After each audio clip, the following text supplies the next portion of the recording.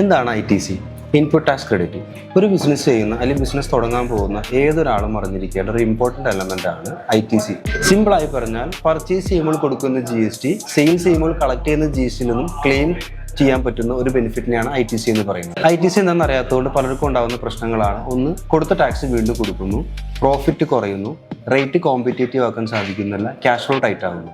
ഇത് അവരറിയാതെ ബിസിനസിന്റെ ഗ്രോത്തിന് slowly impact ചെയ്യുന്നു. സിമ്പിൾ എക്സാമ്പിൾ, ഒരു 1000 രൂപയുടെ മെറ്റീരിയൽ നിങ്ങൾ വാങ്ങിക്കുകയാണെങ്കിൽ 180 രൂപ നിങ്ങൾ GST കൊടുക്കുന്നു.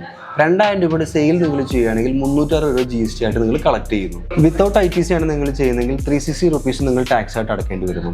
സോ വിത്ത് ITC ആണെങ്കിൽ നിങ്ങൾക്ക് 360ൽ നിന്നും 180 കുറച്ചിട്ട് ബാക്കി 180 റുപ്പീസ് മാത്രമേ ടാക്സ് ആയിട്ട് അടക്കേണ്ടി വരുന്നുള്ളൂ. എല്ലാ GST നമുക്ക് ക്ലെയിം ചെയ്യാൻ പറ്റില്ല. ഫോർ എക്സാമ്പിൾ, നമ്മൾ പേഴ്സണലായിട്ട് പർച്ചേസ് ചെയ്യുമ്പോൾ കൊടുക്കുന്ന GST, അതുകൂടാതെ നമ്മൾ ബിസിനസ് റിലേറ്റഡ് അല്ലാതെ പർച്ചേസ് ചെയ്യുമ്പോൾ കൊടുക്കുന്ന GST, പ്രോപ്പറായിട്ട് ഇൻവോയ്സ് ചെയ്തിട്ടില്ല എങ്കിൽ, സപ്ലയർ പ്രോപ്പറായിട്ട് GST ഫയൽ ചെയ്തിട്ടില്ലെങ്കിൽ, ഇത്തരം കേസസിൽ നമ്മൾ കൊടുക്കുന്ന GST നമുക്ക് റിട്ടേൺ ക്ലെയിം ചെയ്യാൻ കഴിയില്ല.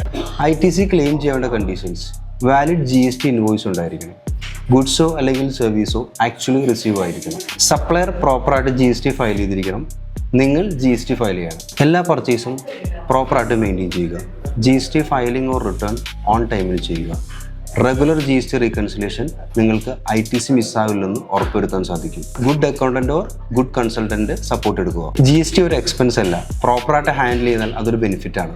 സ്മാർട്ട് എന്റർപ്രണേഴ്സ് GST കൊടുക്കുന്നില്ല, അത് സ്മാർട്ടായിട്ട് ഹാൻഡിൽ ചെയ്യുന്നു. ITC ഉപയോഗിക്കാത്തത് നിങ്ങളുടെ സ്വന്തം പ്രോഫിറ്റ് വിട്ടുകൊടുക്കുന്നതിന് തുല്യം.